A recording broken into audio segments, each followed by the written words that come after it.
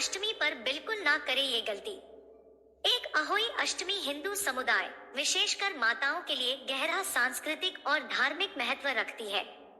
अहोई अष्टमी का व्रत माताएं अपने बच्चों की भलाई और लंबी उम्र के लिए देवी अहोई माता का आशीर्वाद और सुरक्षा पाने के लिए करती है। अहोई अष्टमी एक महत्वपूर्ण हिंदू त्योहार है जो बच्चों की तरक्की और दीर्घायु के लिए देवी अहोई या अहोई माता का आशीर्वाद पाने के लिए मनाया जाता है। इसे माताएं बड़ी श्रद्धा और प्रेम से मनाती है।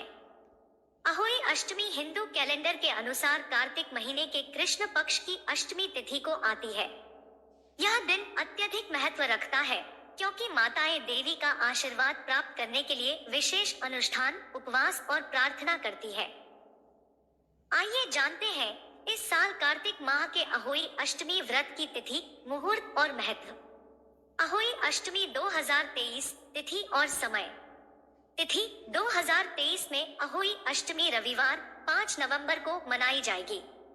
अष्टमी तिथि का समय 5 नवंबर दोपहर 1 बजे से शुरू होकर 6 नवंबर सुबह 3:18 तक।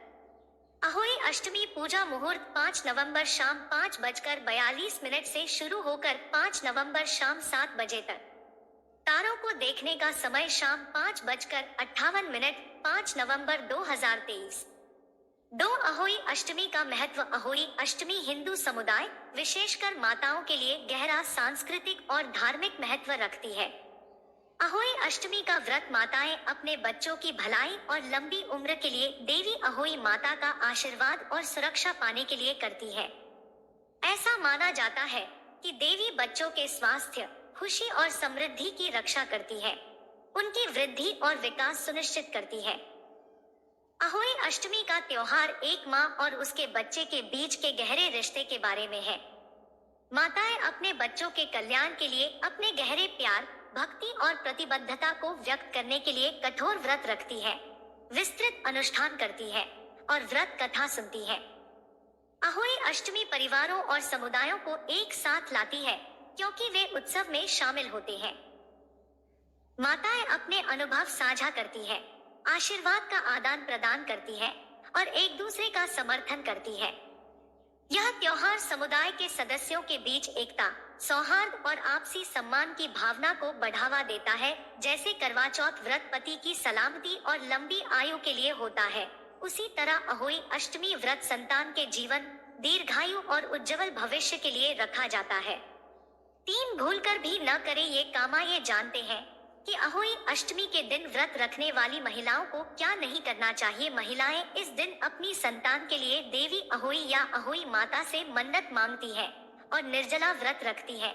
शाम को तारों को देखने के बाद व्रत खोलती है।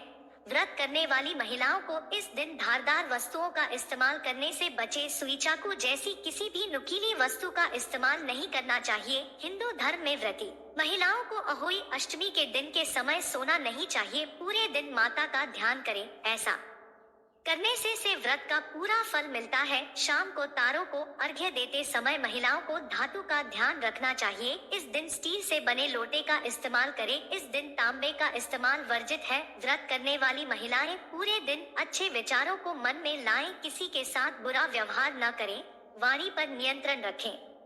4 महिलाएं न करें मिट्टी से जुड़ा कोई काम। अहोई अष्टमी के व्रत के दिन महिलाओं को मिट्टी से जुड़ा कोई काम नहीं करना चाहिए। इसके अलावा भूलकर भी खुरपी का इस्तेमाल नहीं करें। अहोई अष्टमी के दिन ऐसा करना अशुभ होता है। 5 इन रंगों के कपड़े नहीं पहने महिलाएं। वैसे तो हिंदू धर्म की हर पूजा में सबसे पहले भगवान गणेश की पूजा होती है, लेकिन अहोई अष्टमी की पूजा शुरू करने से पहले गणेश जी की पूजा करना का विशेष महत्व है। अहोई अष्टमी पर अर्घ्य के लिए कांसे के लोटे का इस्तेमाल नहीं करें। इसके अलावा महिलाएं गहरे नीले या काले रंग के कपड़े नहीं पहने। 6 पूजा में सारी सामग्री होनी चाहिए। नई अहोई अष्टमी की पूजा में पूजा की सारी सामग्री नई होनी चाहिए। पहले इस्तेमाल की गई पूजा सामग्री का इस्तेमाल नहीं करें। इसके अलावा फूल, फल और मिठाई ताज़ा होनी चाहिए। साग खाना बनाने में नहीं इस्तेमाल करें। ये चीजें अहोई अष्टमी के व्रत के दिन खाना बनाने में प्याज, लहसुन और तेल आदि का इस्तेमाल नहीं करें। आपने गौर किया होगा कि किसी भी प्रसाद में लहसुन और प्याज नहीं डाला जाता है। कहा जाता है कि लहसुन की उत्पत्ति राक्षस से हुई थी, इसलिए पूजा पाठ के किसी भी काम के लिए इसका इस्तेमाल नहीं किया जाता है। गलती से भी घर में किसी बड़े बुजुर्ग का अनादर न करें। 8 करवे का इस्तेमाल अहोई अष्टमी के व्रत में जिस करवे में जल भरकर रखा जाता है, वो वही करवा होना चाहिए जिसका उपयोग आपने करवा चौथ पर किया है। पूजा में मुरझाए फूल या इस्तेमाल हो चुके फल मिठाई का पुनः प्रयोग न करें। 9 तामसिक भोजन अहोई अष्टमी के व्रत में खान पान का विशेष ध्यान रखें। व्रत रखने वाली महिलाएं निर्जला उपवास करें और घर के अन्य सदस्यों के लिए प्याज या लहसुन वाला खाना न बनाएं। हो सके तो इस दिन सात्विक भोजन का ही सेवन करें। 10 मांस आदि का सेवन ना करें। अहोई देवी का व्रत रखने से एक दिन पूर्व तामसिक भोजन जैसे मांस, मदिरा, प्याज, लहसुन आदि का सेवन कतई न करें। माना जाता है कि तामसिक भोजन से मन में नेगेटिव विचार आते हैं। ऐसे में व्रत से पहले हमेशा सात्विक यानी सादा भोजन ही करना चाहिए। वेद शास्त्रों में इस बात का उल्लेख किया गया है कि सात्विक भोजन से मन, वचन और कर्म में शुद्धता आती है। इस संबंध में कहा जाता है कि जैसा अन्न वैसा मन। इसका मतलब ये है कि जैसा आप भोजन करेंगे वैसे ही विचार आपके दिमाग में पैदा होंगे। 11 बच्चों का रखें ख्याल। यह व्रत महिलाएं अपने बच्चों के लिए रखते हैं, इसलिए इस दिन बच्चों को बिल्कुल भी डांटना नहीं चाहिए। 12 ऐसा माना जाता है कि इस दिन राधा कुंड में जो कोई भी निसंतान दंपत्ति अहोई अष्टमी के दिन स्नान करता है, उसे संतान की प्राप्ति अवश्य होती है। राधा कुंड में स्नान आधी रात के समय यानी निशिता के समय किए जाने की मान्यता है। अहोई अष्टमी के दिन आधी रात के दौरान राधा कुंड में स्नान शुरू होता है और यह पूरी रात भर जारी रहता है। स्नान के बाद राधा कुंड पर कच्चा सफेद कद्दू यानी पेठा चढ़ाते हैं। देवी को चढ़ाए जाने वाले इस प्रसाद को यहाँ पर कुष्मांडा कहा जाता है।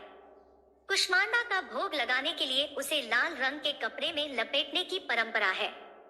इसके बाद जल्द ही संतान प्राप्ति के लिए देवी राधा रानी का आशीर्वाद लेने के लिए दंपत्ति पानी के टैंक में खड़े होने के बाद पूजा करते हैं और कुष्मांडा सफेद कद्दू देवी को चढ़ाते हैं।